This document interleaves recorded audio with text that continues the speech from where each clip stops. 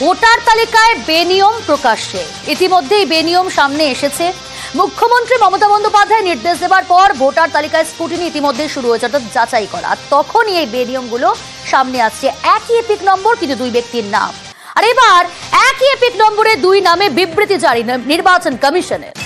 এক এপিক নম্বরে দুই নাম মানেই ভুয়ো ভোটার নয়। এপিক নম্বর এক হলেও বিধানসভা কেন্দ্র বুথ আলাদা। ভোটার কার্ড গড়মিলের অভিযোগ, এই অভিযোগের পাল্টা দাবি নির্বাচন কমিশনের। আমার সঙ্গে টেলিফোন লাইনে রয়েছে, তবে তার আগে আপনাদের জানাবো, একই এপিক নম্বরে দুই নামে বিবৃতি কমিশনের। এক এপিক নম্বরে দুই নাম মানেই ভুয়ো ভোটার নয়। এপিক নম্বর এক হলেও বিধানসভা কেন্দ্র বুথ আলাদা। ভোটার কার্ড গড়মিলের অভিযোগে পাল্টা দাবি নির্বাচন কমিশনের। ভোটার তালিকায় বেনিয়ম প্রকাশ এসেছে, বিভিন্ন জায়গায় স্ক্রুটিনি হচ্ছে, তালিকা যাচাই করে দেখা হচ্ছে, আর তখনই এক এপিক নম্বরে দুই ব্যক্তির নাম। আমার সঙ্গে টেলিফোন লাইনে রয়েছে প্রতিনিধি মৈত্রেয়ী। মৈত্রেয়ী, কেন কমিশনকে বিবৃতি জারি করতে হলো? দেখুন, নির্বাচন কমিশনের তরফ থেকে তারা যেটা জানাচ্ছেন যে বিভিন্ন ক্ষেত্রে সমাজ মাধ্যমে বেশ কিছু এরকম পোস্ট এসেছে যেখানে উল্লেখ করা হয়েছে যে একই এপিক কার্ড রয়েছে বিভিন্ন রাজ্যের দুই ব্যক্তি, এবং তার সঙ্গে সঙ্গে একাধিক রাজনৈতিক দলের তরফ থেকেও এই অভিযোগ জানানো হচ্ছিল।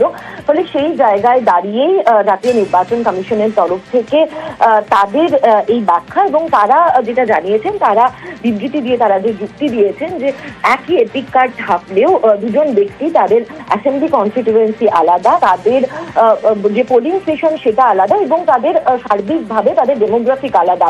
ফলে সেই জায়গায় দাঁড়িয়ে দুজন ব্যক্তির একই এপিক কার্ড হওয়া মানে তারা যে ভুয়ো ভোটার তেমনটা নয়। এবং এটার কারণ হিসেবেও কারণও স্পষ্ট করেছে জাতীয় নির্বাচন কমিশন। তাদের যুক্তি যে এই ধরনের ঘটনা ঘটে থাকতে পারে, কারণ যখন ম্যানুয়ালি ভোটার কার্ড দেওয়া হতো সেই সময় কোনো দুই ব্যক্তির একই ভোটার কার্ডের বা এপিক নাম্বারের সিরিয়াল হয়ে থাকতে পারে, তার কারণ দুটি আলাদা রাজ্যে একই এপিকের সিরিয়াল নাম্বার হয়তো তখন চলছিল। কিন্তু এক্ষেত্রে একই এপিকে দুই ভোটারের ক্ষেত্রে বিভ্রান্তি বাড়বে না? একেবারেই দেখো, সার্বিকভাবে যে বিষয়টার উত্তর এখনো পর্যন্ত জাতীয় নির্বাচন কমিশনের তরফ থেকে দেওয়া হয়নি, যে প্রশ্নটা কিন্তু বারবার করে উঠে আসছে বিভিন্ন রাজ্যের তরফ থেকে, রাজনৈতিক দলের তরফ থেকেও, যে মহারাষ্ট্র হোক বা দিল্লি হোক এবং সাম্প্রতিককালে পশ্চিমবঙ্গের ক্ষেত্রে হোক, যদি একজন ব্যক্তি তিনি আলাদা আলাদা জায়গায় ভোট দেন এবং আলাদা আলাদা জায়গায় ভোটার লিস্টে নাম তোলেন, সেক্ষেত্রে দাঁড়িয়ে ইন্টার স্টেট ভেরিফিকেশনের কি ব্যবস্থা রয়েছে সেটা কিন্তু সুস্পষ্ট করা হয়নি এখনো পর্যন্ত জাতীয় নির্বাচন কমিশনের তরফে।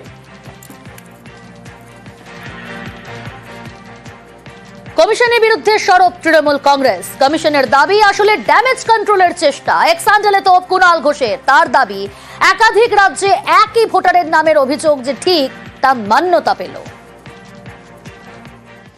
এক অদ্ভুত যুক্তি দিচ্ছেন তো। এপিক কার্ড পুরোটা কি আপনার মধ্যেই হচ্ছে যে ইউনিক একটা নাম্বার, প্রত্যেকের জন্য একটা করে এপিক নাম্বার থাকবে।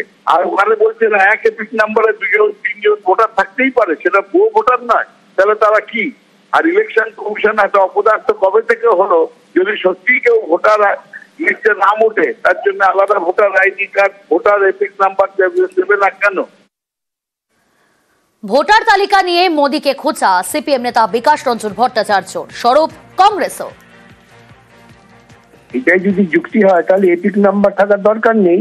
তাহলে একটা এপিক নাম্বার দিয়ে গোটা ভারতবর্ষের ভোটার লিস্ট করা যায়। সমস্ত আবল তাবল যুক্তি দিয়ে নিজেদের ব্যর্থতা ঢাকার চেষ্টা করছে। কিছু অদ্ভুত যুক্তি, মোদী আমলের যুক্তি, মমতা আমলের যুক্তি, কোনো বৈজ্ঞানিক যুক্তি নয় এগুলো। ওই যুক্তি তো দিয়ে দিয়েছে ট্রাম্প। ট্রাম্প তো বলে দিয়েছে মোদীকে আমরা টাকা দিয়েছি নির্বাচন প্রভাবিত করার জন্য, তারই পরিণতি এসব হচ্ছে। কমিশন যদি রিপ্রেজেন্টেশন অফ পিপলস অ্যাক্ট ভালো করে না পড়ে তাহলে কি বলা যাবে বলুন? একই লোকের দু জায়গায় নাম তোলার ব্যাপারে সেখানে পরিষ্কার বলা হচ্ছে যে তুমি ফিজিক্যাল ভেরিফিকেশন করো। নির্বাচন কমিশনকে বলবো আমরা, আপনি সেই সব ক্ষেত্রে ফিজিক্যাল ভেরিফিকেশন করান। এইটাই হচ্ছে নিয়ম। সামারি রিভিশনে যদি কনফিউশন অ্যারাইভ করে ইলেকশন কমিশন, তাহলে ইন্টেন্সিভ রিভিশন করুক, ম্যান টু ম্যান ইনভেস্টিগেট করে করুক, ক্ষতি কি আছে?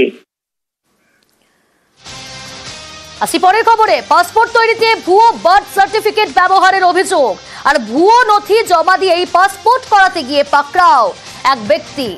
কলকাতা পুলিশের সিকিউরিটি কন্ট্রোল অর্গানাইজেশনের হাতেই গ্রেফতার ওয়েস্টপোর্ট এলাকার বাসিন্দা। আরো ডিটেল জানাবে অমিত, রয়েছে আমার সঙ্গে। অমিত, দেখো, কিছুদিন আগে পাসপোর্ট কেলেঙ্কারি সামনে এসেছিল। এবার যে তথ্য আসছে বা কলকাতা পুলিশ সূত্র থেকে যেটা জানা যাচ্ছে, সিকিউরিটি কন্ট্রোল অর্গানাইজেশন এক ব্যক্তিকে গ্রেপ্তার করেছেন, যিনি পাসপোর্ট বানানোর জন্য নথিপত্র জমা দিচ্ছেন। তার মধ্যে দেখা যাচ্ছে যে ভেরিফিকেশন সময় যে তার জমা দেওয়া নথির মধ্যে বার্থ সার্টিফিকেট ভুয়ো। বিহার থেকে বার্থ সার্টিফিকেট বানানো হয়েছিল এবং সেই ভুয়ো বার্থ সার্টিফিকেট জমা দিয়েছিলেন এই লক্ষণ কুমার। তাকে গ্রেপ্তার করা হয়েছে এবং আলিপুর আদালতে পেশ করা হয়েছে। এবং পুলিশ সূত্র থেকে দাবি করা হচ্ছে যে ওয়েস্টপোর্ট এলাকায় থাকলেও এই ব্যক্তি বিহার